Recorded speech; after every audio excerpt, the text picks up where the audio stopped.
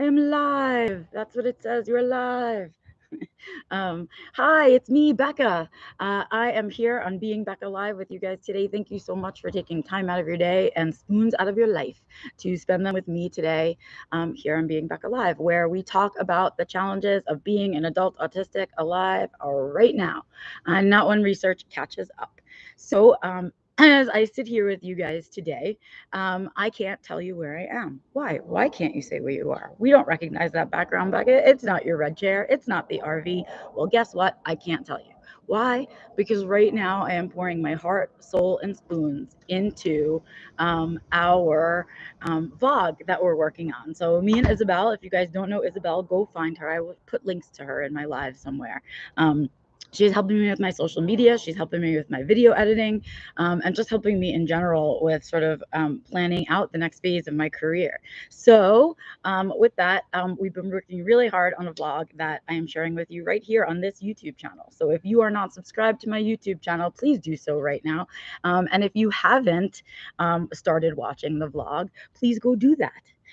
You have missed 5 episodes. Episode 6 comes out this Sunday, so in just a few days, and you guys can catch up with me there and answer all your burning questions about where my behind is sitting right now. So make sure you catch that. It premieres on this Sunday at 5 p.m. Eastern, 3 p.m. Mountain Standard Time. Yeah, you can do that. So right now, actually, which is, I'm going to have a moment in a moment in a moment, I am actually recording for the vlog right now. So you guys are now going to eventually be watching my vlog, right, in which I am live streaming, in which talking about the vlog. What? Yes. So say hi to your future selves right here. I am going to stick this back over here and continue to do our live stream because I'm excited about our topic today. So I started like a couple of weeks ago, just really getting on my soapbox about the challenges of being an autistic adult who is openly autistic or openly disabled, right? And also a professional and open in my professional life as well, I want to say, not just in my personal life, right? And what that means for us as openly disabled professionals in terms of career planning, in terms of really seeking like high level positions, leadership positions, right? And so, in what's your pursuit, right, with these leadership positions? So, like, if you could directly, if you could tell the people that are hiring you one thing that you'd need them to know, right, through the process, what would it be, right? Well, let me tell you, first of all, everybody has been super responsive to these conversations, and that excites me because that means there's other people out there who are feeling as passionate as I am about this topic, right? But beyond that, um, I wanted to share what I think is the really eye-opening information that came to be very obvious as I pursued these questions. And I want to talk about that, right? So, first of all, we all agreed that there's just not enough representation in leadership positions of disabled people, whether they have invisible or visible disabilities, right? And that disability is a part of diversity, a huge part of diversity, affecting 85% of our population, right? And at some point in their lives, rather, complete that sentence. And then it's like a huge component of what should be these DEIB programs, which are diversity, equity, inclusion, and belonging programs, where we are working to create equity, right? We are looking to create equity in the workplace, and you can't have that without including management positions and leadership positions in your roles. So if you're out there touting yourselves in your job postings that you are this great, inclusive, diverse organization, right?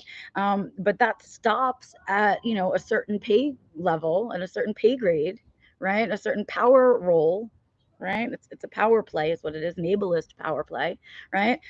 Then you don't really have, you don't, it's not really a true DEIB program, and it's not really going to ever work because it won't, you're not really truly inclusive. You're just saying you're inclusive, right? If it's not everywhere in your company.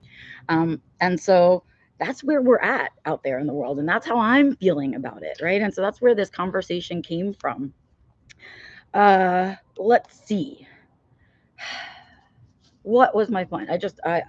Oh, right. So I was talking about all of that stuff and all of those things, right? And so we went into this question, and I asked everybody to sort of give me their feedback, what things that we thought.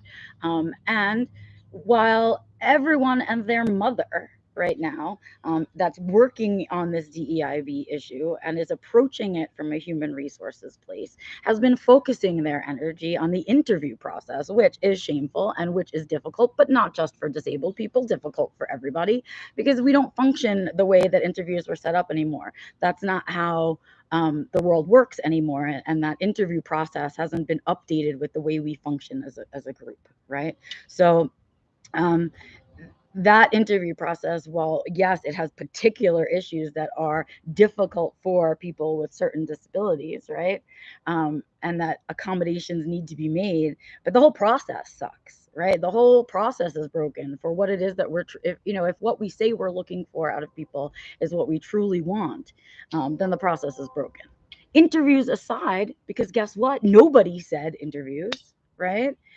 There were some really eye-opening moments, I think, in the conversations out there. And I think it pushed some buttons for people. And it might have hit some triggers. If it did, I'm sorry I hit your triggers, but um, it's my triggers. They're my traumas too. And so how do we solve them? How do we fix them if we don't talk about them? Right. So that was the big takeaway from that, is that not one single human being who I had it on Instagram, on Facebook. Quiet, please. I had it on Instagram. I had it on Facebook. I had it on Twitter, even though I don't fucking go on there. But mostly I had it on LinkedIn because that's where the conversation needs to be happening, right? So the responses were amazing, amazing, amazing, amazing. I'm going to turn that off before the battery dies. And the one word that did not get said on any of the platforms, and that's the reason I was saying all this, right, is that, you know, it wasn't the word interview. The word interview was not said, not once, right? And I want us to acknowledge that as a big deal, as the big deal that it is, because we all know interviews suck, but it's an overall interview suck for everybody thing. And that's a bigger problem than I myself can solve. So, but the problem that I do want to solve is that there's a bigger issue here that we have to tackle. If redoing the interview process is an HR thing, and I am not an HR professional, I am a DEIB professional, and as a DEIB professional, what I see when I look at it is that I don't see the diversity we're looking for that companies are claiming throughout the companies. I don't see it, right? And where it's jacked up that I don't see it the most is in nonprofit organizations. So I don't even see the stakeholders of these nonprofit organizations in their leadership. Do you get that? So what I'm saying indirectly is that, hey, if you're an autism organization and you don't have an autistic person in your leadership position somewhere, then you're not really an inclusive and diverse organization, which means you're not creating a safe place for your stakeholders. Let me say that again. Okay. If you are a nonprofit, right, for example, and you are a nonprofit that works with the deaf community, okay, and you don't have a deaf person somewhere in your leadership, right? You are a broken system. You are not representing your stakeholders. You are not working for them. Nothing. Same thing in autism and neurodiversity nonprofits. If you don't have a neurodiverse individual proudly and openly sitting in your leadership positions, what are you doing? You are not who do you think you're fooling? You're not fooling anybody, right? So we're there. We're at that place. And it's more than the interview. So let's get there. It's more than that. It's bias. It's bias and discrimination in its most raw form and where we see it the most often, right? The workplace. So let's talk about that bias a little bit and the things that people wanted their hiring people to know. Okay. I took some screenshots of some of my favorites. And again, the question was, I screenshotted the question too so that I can ask it directly. So when applying for a high level position, what do you want them, the people who are hiring you, to know, right? And it's really important to me that, for me as a professional, that organizations know that I am more than my disability. Like if I'm willing to acknowledge it publicly for you that I'm a disabled professional and I live openly that way, right? I need you to understand that that's just one component of my humanity, right? It's just one piece of my identity. It's not all of it, right? And I have skills and I have strengths, and there are things that I'm really good at, not despite my disability, but because of it, right? Because of the resilience it's given me, because of the dichotomy of the way that I think, all of those things. So I am so much more than my disability. If that's all you see is my disability, bye bye. I'm not interested in you if that's all you see, right? So here's some of the things that other people said, was their issue. So somebody said, I found a lot of these roles include the question, do you have a disability? And then you can opt for disclosure, right? You can opt to say yes or no. It's voluntary identification, quote unquote. And this person says, every company I've ever marked yes to, I haven't heard back from. Well, there's that difficulty bias, right? I don't want to hire a difficult employee. I don't want to have to do any extra work for this person to be able to work here. Assumptions that you would even have to do that. Assumptions, right? But that's exactly it. It's the assumptions and the stereotypes, and I'm going to use the word again, the bias that is the reason we don't see the diversity and inclusion we're looking for in leadership positions. It's bias. Okay, here we go. Here, other people talked about being asked to sort of correct their disability in the workplace, which is impossible if you have, right? Like, so asking people who struggle with eye contact and body language, for example, to correct their body language and correct their eye contact is ableist, right? You're asking them to mask who they are and be who you are for your comfort. That's what you're asking when you do that. It's about your comfort level and not the comfort level of the other person. So where is the 50-50? When does that happen, right? Okay, the next one. Autism allows me many abilities not usually seen among the autism community. I don't always get subtext. So then it goes on to talk about the things that the person struggles with, but at the same time, they think differently, right? The approach to problems is different, right? And so while those other things may make communication in inter-workplace communication a little bit more challenging, that doesn't mean that that person is lacking the skill set to do the job, right? If someone had diabetes and needed to take time away from their desk to go take an insulin shot, we don't ask them to fix that in the workplace, right? But what we do is say that person could be difficult and I might have to do things that make me uncomfortable. And so I'm not going to hire them, which is bias. There it is again. Okay, here we go. Next one. Okay, here's the next one. That this person says that they won't get a better strategic thinker or find someone more able to see all the parts and project company ecosystem, all or more capable of making recommendations and see all potential problems and pitfalls. It's not, we don't intend to go out naturally go ding, ding, ding, ding, ding, ding, patterns, right? And we see the pattern in the patterns, the way you can correct the patterns, right? And we don't need to apologize for that ability. We need to stop apologizing for that ability.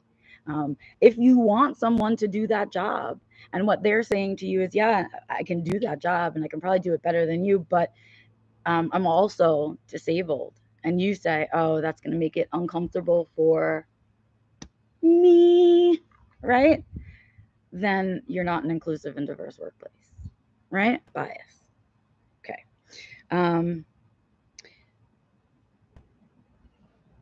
Oh, okay. People are saying they want you to look past it. So that was another one that came up. Actually, I'm going to reinterpret that one as I just reread it. So a lot of people said this. Actually, a lot of people talked about forgiving the things that come along with their disability, right? So things like having a nonlinear work history, right? As an autistic person, if you looked at my work history prior to my diagnosis and you looked at it through the lens of our hiring system as it is, what you would see is someone who can't keep a job. What you wouldn't know is that person has autism and that person has other learning disabilities, as well as some other physical issues, none of which is being addressed, and they don't know anything about them, and they're just trying to survive. And that's what I was doing, right? It was cycles of survival. bites of survival. And what you'd see if you looked at my work history now over the last 10 years since diagnosis is this very what you would expect to see in a career trajectory, right? This really nice steady growth, right? Unable to achieve that without a diagnosis. Unable to, right? Also unable to achieve that while working in a neurodiverse workplace, typical workplace, I want to say, right? I was not able to achieve that working level until I worked for myself. I did achieve some of it in nonprofit. I learned so much, but it wasn't good for my mental health, right? So there has to be a balance. There has to be an awareness of that, that I can't find, after 10 years of diagnosis and 46 years on this planet, a workplace that feels comfortable for me. And therefore, I'd rather work for myself and work 24 hours a day, 7 days a week, which is what I do, right? Okay.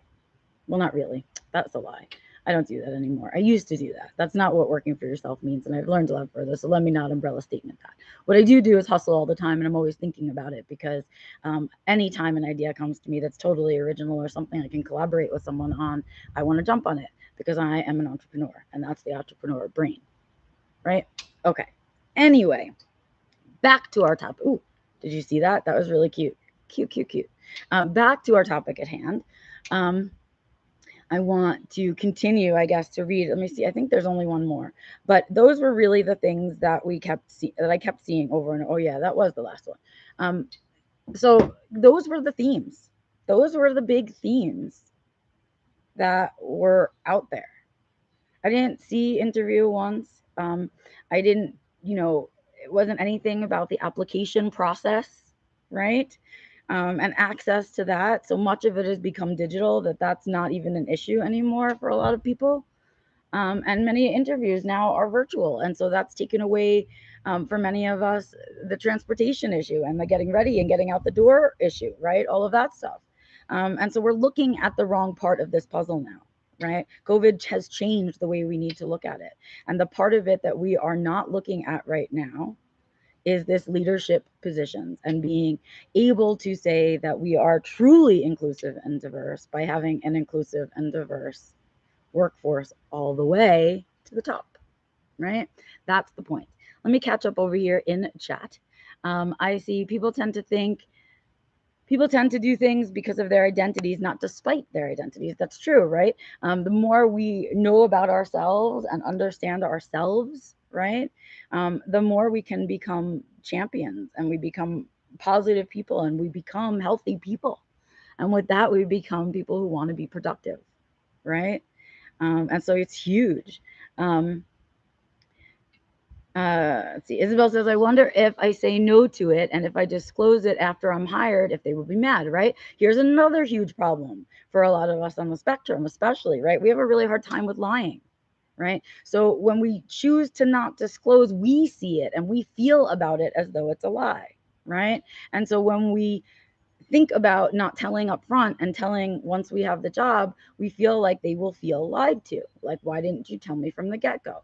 Well, I'm going to tell you a truth about that little piece there, right? The truth is that your information about how you identify is yours and yours alone, and you should be giving that information away only to the people you can trust with it. And so people need to prove to you that they're worth sharing with. And that goes for employers too. They need to prove to you that it's what they are saying when they hire you is the way that it actually plays out, right? In the actual job. And when it feels that way to you and it feels safe to you, you can then opt to disclose. Until then, it's about accommodations. And if you need accommodations and you're not getting something, there are so many ways to wrap it up into pretty packages so that you don't have to disclose your disability if you don't want to. And right now, that's what I advise my clients to do. Right now, we do not have a safe working environment anywhere, and especially in leadership positions where you can be openly anything, right?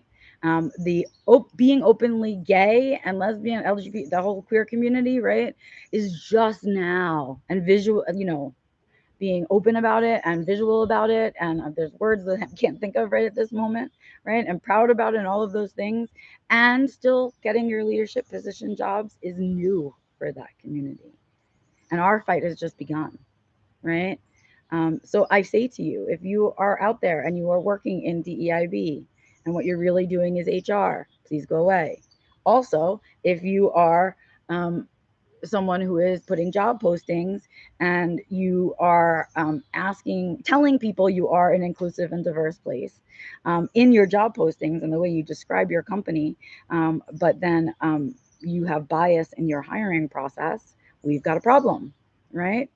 Same thing goes if I am looking for a job in an inclusive and diverse company and I look at your board of directors or I look at the people in charge, your power people, and I don't see diversity and inclusion in those places, I know you're full of crap, right? So that's where we're at with all of it. That's where we sit with all of it. And this to me is where we are. We don't have a place where it's safe to disclose your disability. That's not what the workplace is for us right now. And so that presents for people who have visible, rather, that's what I'm looking for, visible disabilities. It presents a hardship that they can't avoid. And for those of us who have invisible disabilities, it presents a crux where we have to decide whether or not we can bring our true, authentic selves to the workplace or not, right? So we've got some work to do out there, and these are the things that are bothering disabled and autistic folk out there, neurodiverse folk, in terms of getting hired in leadership positions. So heads up to you people out there who are doing the hiring. It's not your interview process. That's broken all around. Think bigger. Think bigger than that. All right, that's it for me today here on Being Becca Live. I will be back next Wednesday with the next Being Becca Live at 11 a.m. Mountain Standard Time, 1 p.m. Eastern. I'm not sure what I'm going to talk about yet, but we are going to continue to discuss this employment situation and other aspects of it. And in the meantime, if you want to know where my behind is sitting at this moment and where I am coming to you live from and what's going on in my life right now, I am documenting all the hard stuff. I am documenting every bit of it for you right here on this YouTube channel. So please go ahead and subscribe. Grab the playlist that is out there of Autistically Yours on the Road to Leveling Up, which is my vlog. Watch the first 5 episodes because episode 6 hits you this Sunday at 5 p.m. Eastern, 3 p.m. Mountain Standard Time. I will see you guys out and about on the interwebs. Please get out there and seek joy, create joy, share joy, all the joys. I will see you out there and be back here next Wednesday. Have a good one, you guys.